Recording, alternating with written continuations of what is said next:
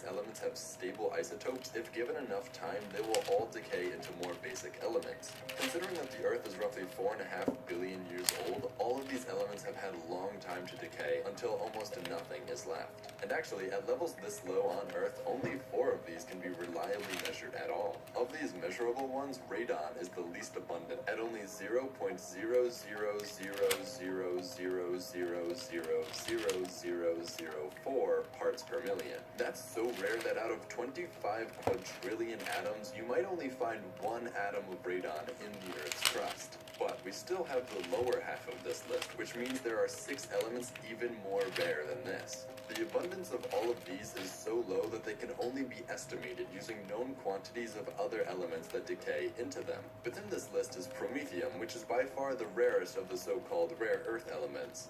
Different isotopes of this element have a half-life ranging from 2 to 17 years, which is incredibly short in geological terms. If there was any promethium when Earth got its start, it's likely been completely gone for billions of years. It's estimated that less than 600 grams of this stuff exist on Earth today, most of which was created by the decay of uranium and maybe a little europium.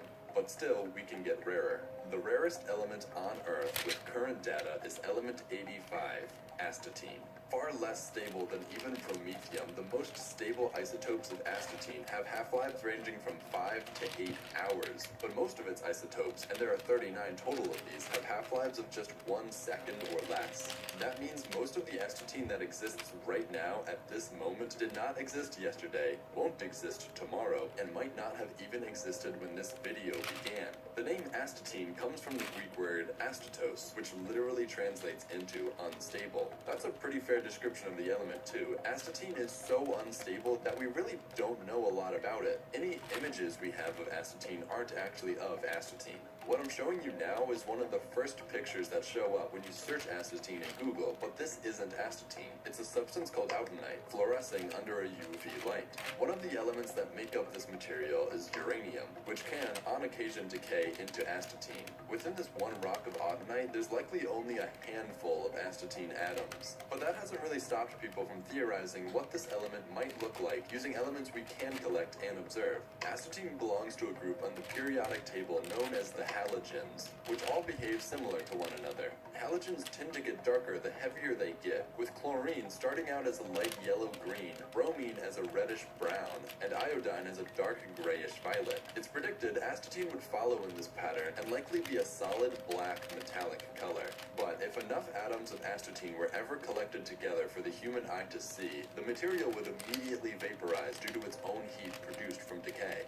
Exactly all of the astatine on Earth currently is the result of radioactive decay of larger atoms, mostly thorium, uranium, and just a little neptunium. And at any time, it's estimated that less than 1 gram of astatine exists on Earth as a whole. To put that into perspective, the Earth as a whole has a mass of 5.972 times 10 to the 27th grams, or 5.9 octillion grams, and not even one of them is of astatine.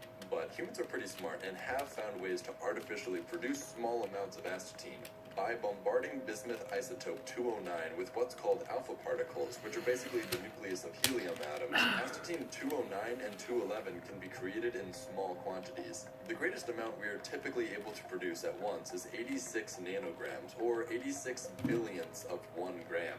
Despite its rarity, there is actually one commercial use involving astatine. Research and experiments using astatine-211 in radiopharmaceuticals or nuclear medicine have shown it to be useful as a radioactive tracer for treating certain cancers. Although scientists have theorized about other uses, we haven't actually really been able to test any of them out. That about ends the video. If you enjoyed, well, how about leaving a like? And if you'd like to see more videos like this, perhaps, I don't know, subscribe and check out my other videos. If you'd like your name displayed like these guys, you can head over to my Patreon and donate a couple dollars. It really helps me make more videos, so thank you to those who already support me over there. Besides that, I have a Twitter if you're interested in updates on videos. Oh yeah, and I put the full list of elements from most common to rarest in the description with their abundances if you want to check that out for yourself. Thanks for watching, I'll be back next week.